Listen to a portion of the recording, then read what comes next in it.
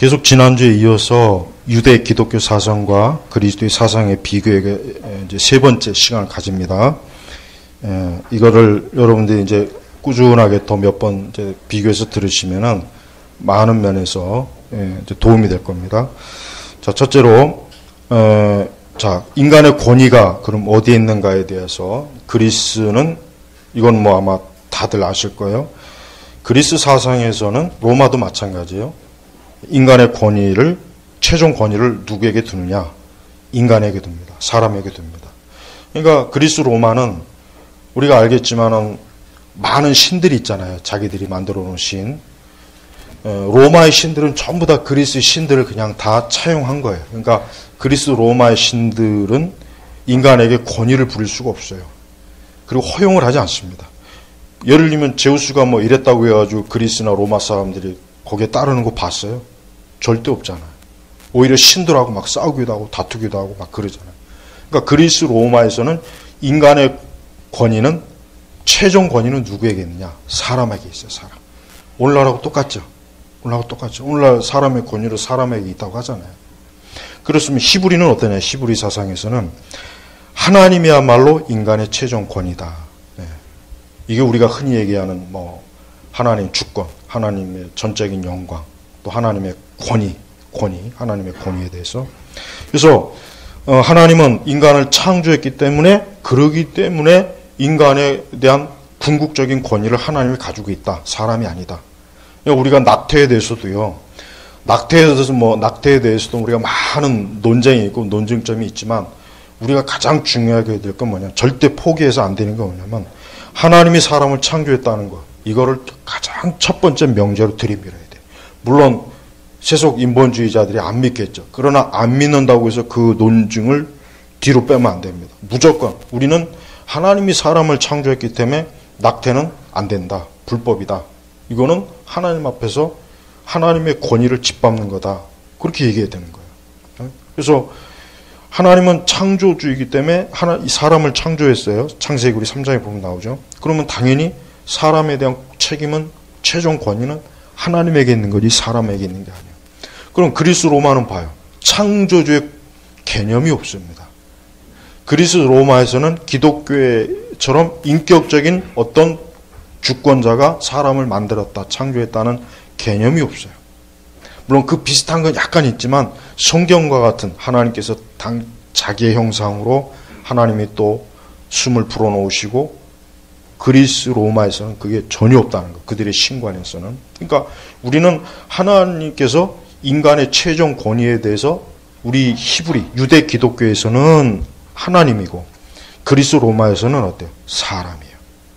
이거는 내가 볼 땐 가장 명확하게 이해할 수 있는 거예요. 모든 지금 비교 중에. 그래서 인간의 권위에 대해서 우리가 항상 호소할 때, 그러니까 사람에 대해서 어떤 궁극적인 책임을 호소할 때는 사람에게 찾는 것이 아니라 하나님의 법에서 찾아야 그래야 올바로 찾는 거예요. 그러니까 우리가 세상 사람들하고 논쟁할 때도 뭐 낙태의 논쟁이든 동성애 논쟁이든 뭐 페미니즘, 남성, 여성, 절대적으로 우리는 하나님이 사람의 최종 권위라는 걸 인정하지 않으면 그 첫 단추가 끼워지지 않는 한 그들하고의 논쟁은 사실 의미가 없어요. 그러니까 우리는 무조건 그들이 인정하지 않고 믿지 않는 하나님의 최종 권위에 대해서 우리는 줄기차게 가장 첫 번째로 우리가 주장을 해야 됩니다. 그들이 듣든지 아니 듣든지. 자, 두 번째는 역시 계속 이어집니다. 그러면은 이 그리스 사상에서는요, 인간의 가치와 자격을 어떻게 결정하느냐면 그가 태어난 사회에 따라 결정합니다. 그러니까 인본주의적 휴머니즘 관점에서 인간의 가치와 자격은 항상 유동적이에요. 그 시대가 어떠하냐에 따라 달라지는 거예요. 그러니까 지금도 보십시오. 지금도 예를 들면 페미니즘이나 동성애 문제가 뭐냐면 이제 앞으로는 페미니즘이나 동성애를 인정하지 않는 사람, 그 사람은 그 사회에서 비정상으로 대접받게 돼요. 그렇지만 과거 100년 전에는 동성애나 이런 사람들은 아주 이상한 사람으로 취급받았어요. 자, 보십시오. 이게 은연중에 결국은 뭡니까? 그리스나 로마의 그 사상적 관점에서 사람의 가치는 시대에 따라 달라져요. 시대에 따라 달라지는 거야. 지금은 동성애나 페미니즘을 주장하는 사람을 멋있는 사람, 깨어있는 사람, 이 사람은 제대로 생각하는 사람이라고 받아들였단 말이에요. 미국 사회, 주류 사회도 그래요. 우리 사회도 서서히 그랬잖아요. 반대로 동성애나 이런 걸 반대하면 이 사람 위험한 사람, 이 사람은 서서히 주류의 가치를 따르지 않는 굉장히 문제가 많은 도련맨이 같은 사람, 그렇게 취급받아. 그러니까 히브리 유대 기독교에서는 인간은 하나님의 형상으로 지어졌기 때문에 그 자체로 존귀한 거예요. 그 자체로 사람은 존귀하고 그 자체로 가치가 있는 거예요. 시대가 아무리 달라도 사람의 가치는 변함이 없는 거예요. 변함이 없는 거예요.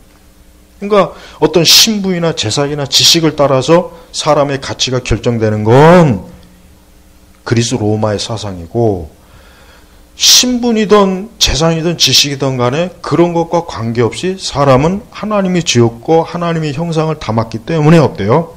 사람의 가치는 하나님이 결정하신 거예요. 하나님이 결정하는 거예요. 우리가 이게 특별히 두 번째는 정말 중요해요. 앞으로 이게 점점 더 문제가 될 거예요. 우리는 앞으로 이제는 점점 세상은 그리스 로마의 그 가치관에 따라서 사람의 가치를 분명히 측정할 겁니다. 더 이전보다 지독하게. 아마 우리 그리스도인들로서는 상당히 아마 굉장히 점점 더 어려워질 거예요. 하지만 우리가 거기에서도 절대 물러서면 안 되는 이유는 사람은 하나님의 형상으로 지어졌어요. 나는 성경에서 그 말씀이 나온 게 너무 중요해. 만약 그 말씀이 없었다면 정말 이 진화론자들에게 반박하기가 상당히 어려웠을 것 같아요. 아무리 하나님이 흙으로 창조했다고 해도. 그러니까 하나님의 형상으로 창조됐기 때문에 사람은 그것 때문에 가치가 있는 거예요. 그것 때문에. 내가 조심스럽게 표현하지만 우리가 자꾸 이념 논쟁을 할 때도 우리가 물론 마르크스나 사회주의 좌파 솔직히 싫죠. 그 사람들. 그래도 한 가지 우리가 절대 넘지 말아야 될 선이 있어요. 그 사람들도 하나님의 형상을 담은 사람이라는 거, 인간이라는 거, 그 선은 넘으면 안 돼. 비록 그들이 아주 악한 사상으로 세상을 오염시키고 더럽혀도 어쨌든 그들도 하나님의 형상으로 지음받은 존재잖아요. 그러니까 그 선은 넘으면 안 돼요. 그러니까 우리가 아무리 좀 그래도 어쨌든 저 사람들도 하나님의 형상을 담은 하나님의 피조물이라는 걸 인정을 하고 나서 그 다음에 이제 그들과 논쟁을 해야지, 잘못하면 하나님의 형상까지 부정하면 안 되잖아요. 우리가 논쟁한다고 해서.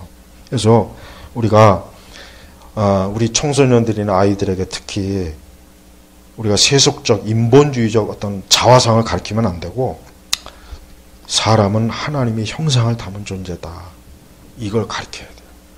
그래서 사람은 누구를 막느라고 사실은 존귀한 거다. 그러니까 사람 자체가 존귀한 게 아니라, 존귀하기 때문에 존귀한 것이 아니라 하나님의 형상을 담았기 때문에 존귀한 거예요. 못생겼다고 해서 아니죠. 못생기든 잘생기든 그가 혈통이 솔직히 혈통이라는 게 좋고 나쁘게 뭐가 있어요.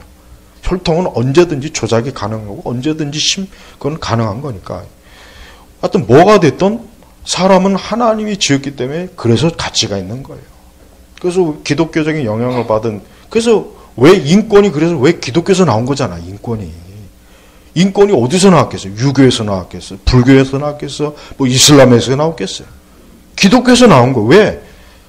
사람은 하나님이 창조했기 때문에, 하나님이 형상했기 때문에 그래서 가치가 있는 거예요. 그래서 인간의 권리를 주장하는 건데, 이게 나중에는 무신론적인, 완전히 기독교는 원수가 되는 세력들이 인권을 들고 나오니까 이상한 인권이 되는 거예요.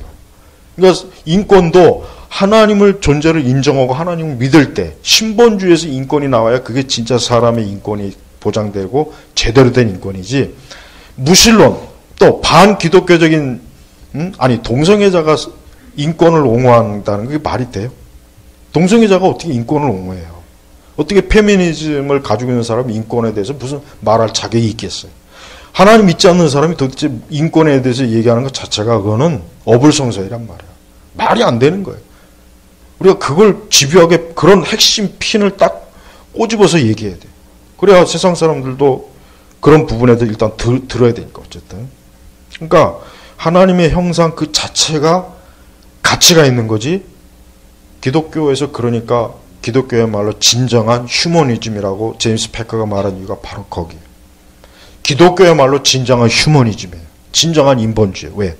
하나님의 형상으로 만들어진 사람이기 때문에 그 사람을 가치 있게 여기고 차별하지 말아야 되고 존중해야 되고 그 사람의 인간의 기본적 권리를 보장해야 되는 거예요. 이건 너무 중요한 거예요. 세 번째는 자, 진리에 대한 판단은 그리스 로마에서는 누가 합니까? 사람이 하는 거예요. 어제까지 진리가 아니어도 오늘 세상이 변했어요. 그러면 이게 진리다 그러면 그게 진리가 돼버려요. 하지만 기독교는 뭡니까? 진리는 하나님이 결정하는 거예요. 진리는 하나님이 결정하는 게 사람이 결정하는 게 아닙니다. 그래서 진리예요. 근데 지금은 진리를 사람이 결정해요. 지금은. 사람이 결정하죠. 사람이. 그러니까 우리나라 사법체계도 너무 잘못된 거예요. 우리나라 법 운영도 보면은 이게 참 문제가 너무 심각해요. 특히 법의 관점에서 보면은 진리와 이게 상관성이 있는 거기 때문에 하나님을 믿는 사람들이 법을 만들어야 돼요. 하나님 믿는 사람이 법을 만들어야지 무신론자가 법을 만들면 안 돼. 사실은 엄밀히 얘기하면. 근데 사실 우리가 알고 있는 영미법이나 이런 거는 서구에서 오는 법률은 거의 기본적으로 모세오경이나 하나님을 믿는 법학자들이 이미 중세시대부터 그 뿌리가 있기 때문에 사실 흔적이 있어요. 아직도. 네. 그래서 우리나라도 대륙 영미법이잖아요. 우리나라도 사법체계가. 근데 이게 이제 일제시대 때 이제 일본이 이제 이 사법체계를 그게 들어오면서부터 이제 사실 문제도 많이 있어요. 사실은. 하지만 핵심은 뭐냐면 하나님의 말씀이 모든 진리의 판단 기준이 되는 거예요. 그러니까 우리는 이 세상 법조차도 우리가 하나님의 말씀에 굴복해야 된다라고 그렇게 얘기해야지. 세상 법이 감히 하나님 말씀 위에 있는 건 이건 꿈도 못 꿀 일이에요.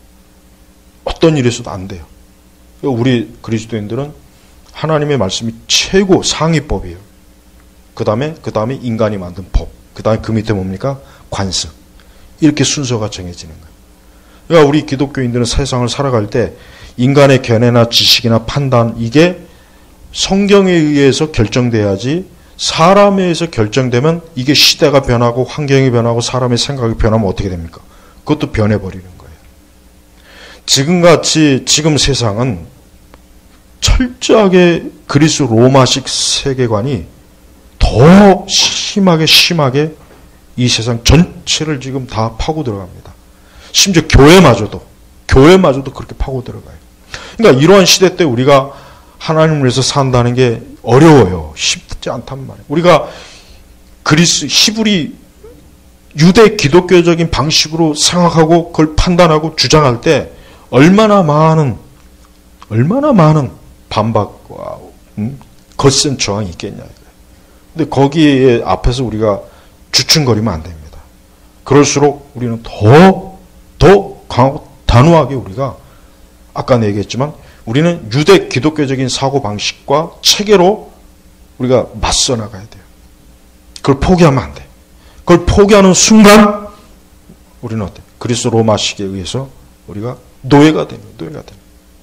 아마 갈수록 더 세상을 살아가면서 더 많은 그러니까 진리를 사람이 결정한다 하면 이미 벌써 끝난 거 아니에요? 세상 전체가 사람이 진리를 결정하는 거다 해버리면 벌써 세상은 하나님을 내쫓고 사람이 주인이요 사람이 왕이 돼버리는 거예요. 그래서 이런 부분에서 우리가 진리는 하나님이 결정한다. 하나님이 결정하는 것이지 사람이 결정하는 게 아니다. 그래서 우리 자신도 언제나 하나님이 진리에 맞게 우리가 생각하고 결정하고 판단하는 게 중요한 것이지 아까 얘기했지만 시대와 상황 그래서 그러니까 흔히 얘기해서 탈레스가 얘기했나요? 인간은 만물의 척도다.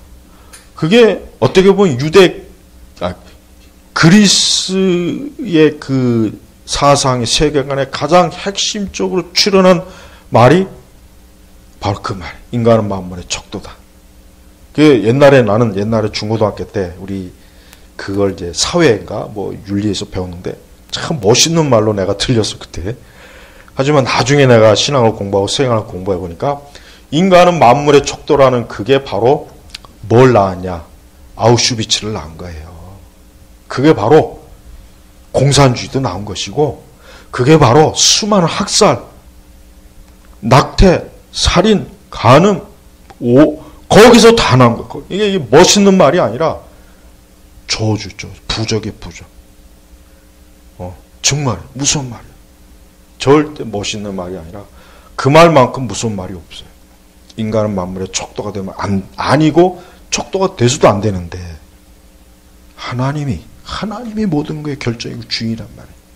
이거는 절대 그런 이론 아니에요. 여러분의 직장, 결혼생활, 인간관계, 신앙생활 모든 영역에 다 이게 적용이 되는 거예요. 어떤 관점으로 이게 살아가느냐에서 그 세상이 그 관점대로 만들어집니다. 우리나라는 점점 인간은 만물의 척도다. 여기에 더 접근하고 있어요. 기독교가 쇠퇴하니까. 점점 더 심해지고 있어요. 이 세상을 우리가 바라볼 때 정말 유대 기독교식으로 이 세상을 보고 그렇게 판단해야 이게 정상적으로 돌아가는 거고 사람이 정상이 되고 모든 게 정상이 되는데 이게 그리스 로마의 관점으로 점점 세상 자체가 원래 그러니까 공중권세 잡은 자가 세상을 막 하니까 그래서 세상이 지금 이렇게 복잡하고 시끄럽고 소란이 많은 거예요. 우리가 이 세상을 이해할 때 하나도 복잡할 것도 없어요. 그래 사람이 판단 기준이 되고 사람이 진리를 주관하면 당연히 이렇게 무질서하고 온갖 더러운 것들이 나올 수밖에 없는 거예요. 개인의 삶도 마찬가지고.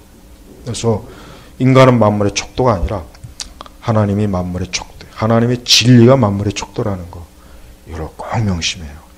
사실 이걸 좀 더 자세하게 더 많이 풀어내고 싶은데 이 기독교 세계관 시간이 좀 길면 좀 다들 피곤하고 그럴 것 같아서 하지만 앞으로 이 부분을 더 계속 더 할 테니까 차근차근 들어보시고 또 개인적으로 한번 또 적용을 해보십시오.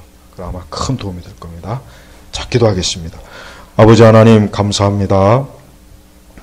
유대 기독교 즉 성경적 세계관과 그리스 세계관이 이 차이를 우리가 항상 지혜롭게 분별해서 무엇이 정말 인간의 삶을 복되게 하고 비극과 재앙을 막는지를 좀 알고서 우리가 살아가도록 특별히 우리 시대 교회가 이런 부분에 명확하도록 하나님 인도하옵소서. 감사드리며 예수님의 이름으로 기도 올렸습니다. 아멘.